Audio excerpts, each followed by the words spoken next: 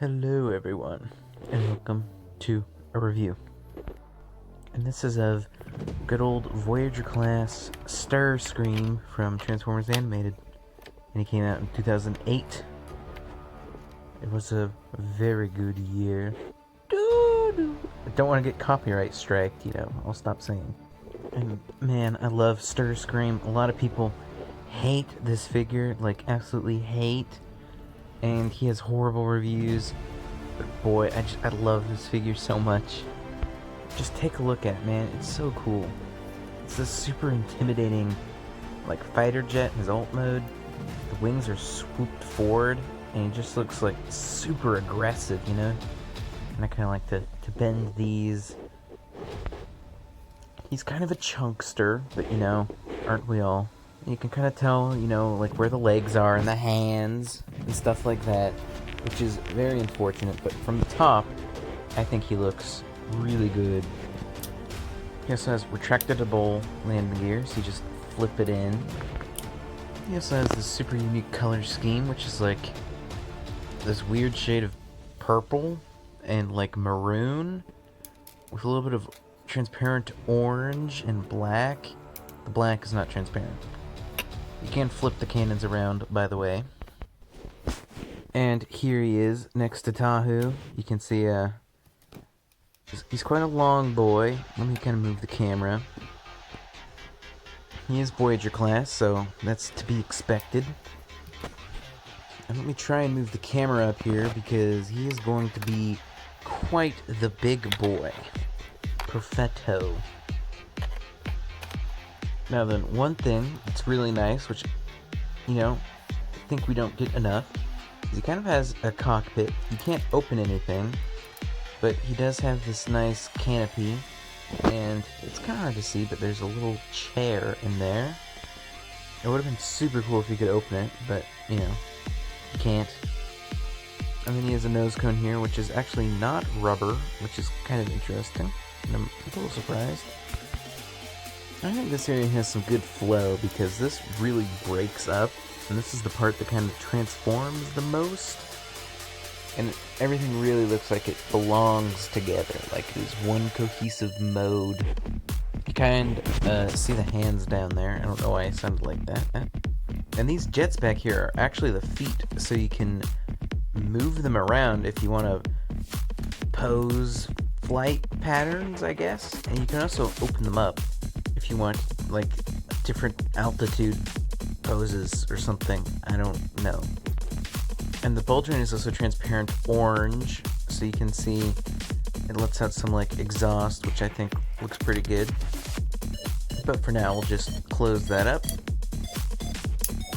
So yeah, it's a pretty swooshable figure. The only real feature he has is to shoot a little missile, which is, just spring-loaded. You hit those little black buttons and it releases these missiles, which are kind of cool. They're transparent orange.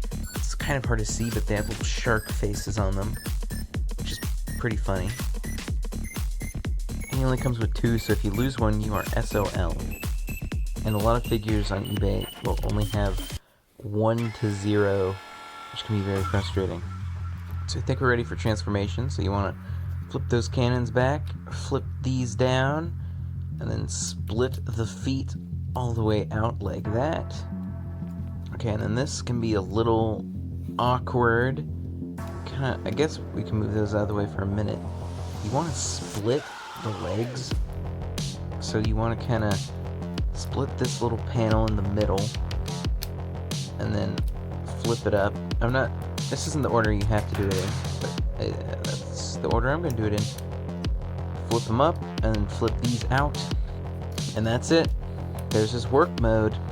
I'm sorry, every time I have to make it. Every time. Alright, now we want to move these down. How many times have I moved these in the review? It's ridiculous. Now then, this guy came out in 2008, so he has an automorph gimmick, because this is when they're like, automorph good transformation bad.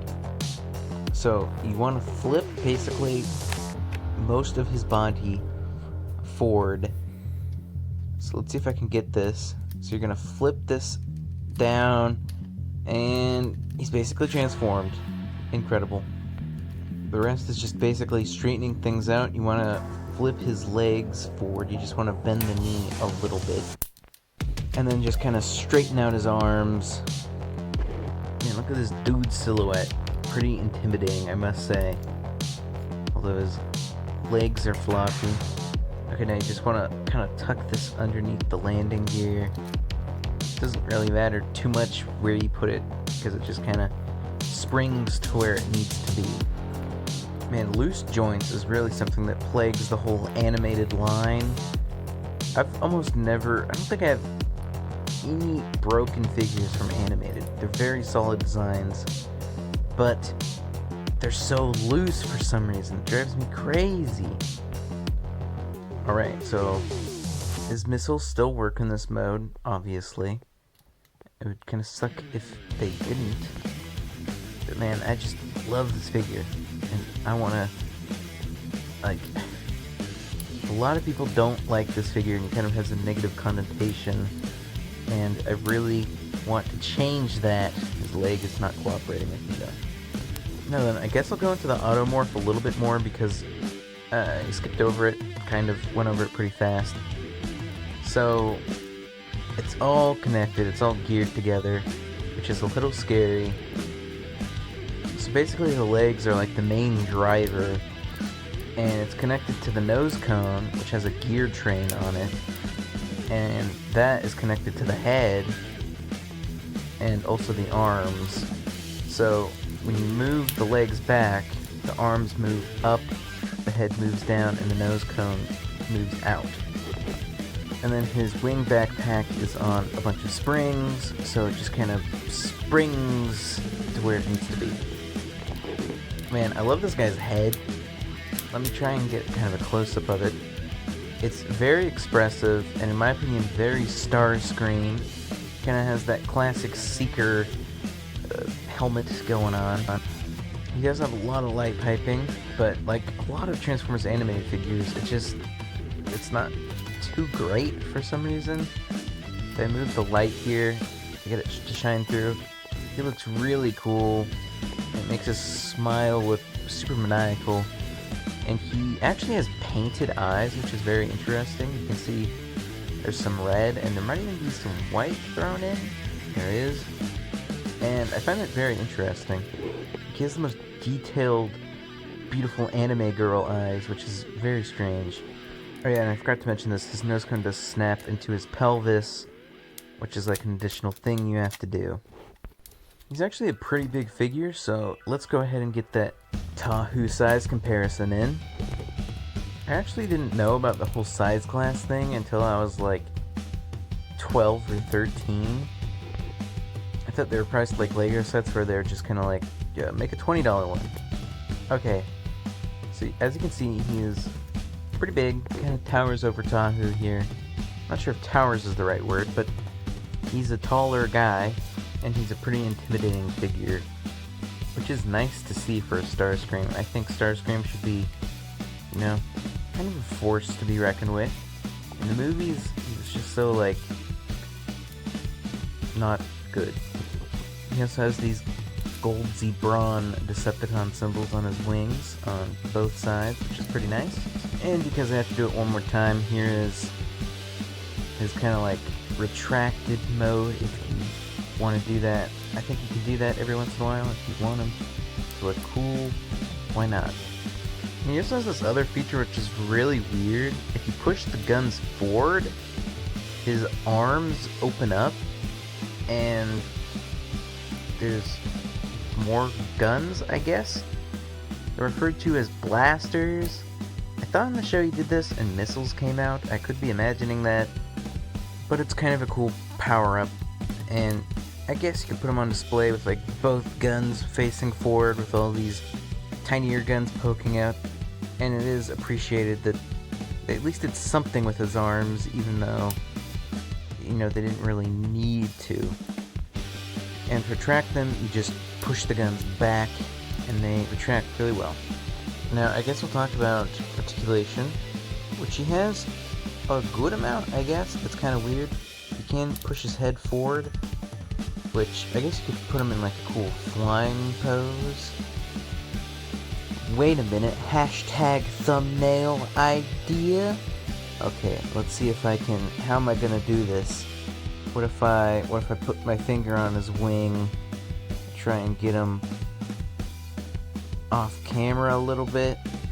No, that looks stupid. What about this top wing? Okay, let's see. Boom, there we go. That is the money shot. Thumbnail material right there. Okay, let's get back to business. Boss baby back in business. Okay, he cannot look down like at all. That's as far down as he can really look. He can look side to side, which is, you know, good, better than nothing. That's about it for his head. It's not super expressive. You also can take it off, which would be annoying if you want to have that weird scene where he's just a head for like half the show. The shoulders can rotate. They can almost go 360, but the wings get in the way. His biceps can kind of swivel out. He can't really T-pose on you or dab on you, which is a little unfortunate. You can see that's about as far as his biceps will go. So no dab pose, I'm sorry. And his elbows can rotate 360, and they're very loose, unfortunately. And then his elbows can bend, but bam, this figure can pose really well. But unfortunately, his elbow is like super loose, so he'll just end up kind of like blah blah blah blah, if you catch my drift. That's a lot of times how I pose him on the shelf, is kind of like this. Not as flopsy, obviously. Things are kind of plooping and fluting around, which I would normally not do, but you know. And I guess now we can talk about one of my favorite pieces of articulation on this figure, his hands. Yes, he has finger articulation, which, you know, they never have enough of. His thumb is on a hinge, and can go that far, and then the rest of his fingers are just on one hinge. They can go really far forward and back. Oh, I think I pushed it too far in. This is, okay, worst part about the figure by far, in my opinion at least, is the amount of just like weird pieces that will fall off.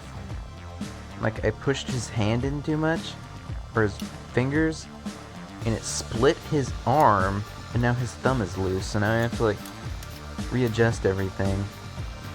And I know a lot of other people have problems with his legs just falling off. As you can see, pretty standard. They can go like 100 degrees forward and back.